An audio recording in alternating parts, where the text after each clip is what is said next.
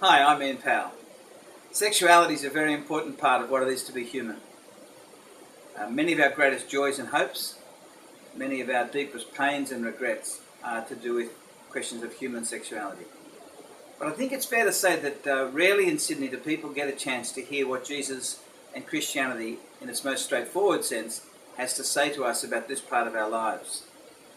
So we thought here at City Bible Forum we'd bite the bullet and we'd risk misunderstanding and do a 5-week series in the middle of the city on some of the most sort of hot button, white hot issues. We're going to look at a series that we've called Love, God and Other Small Things. Firstly, over 2 weeks we'll look at questions about homosexuality and Jesus and Christianity.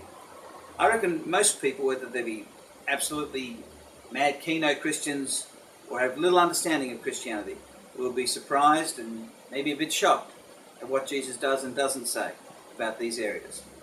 Then we're going to look at perhaps the great misunderstanding of the 20th and 21st century, which is to do with whether or not when you become Christian, you're kind of teaming up with God against your sexual pleasures and fulfillment.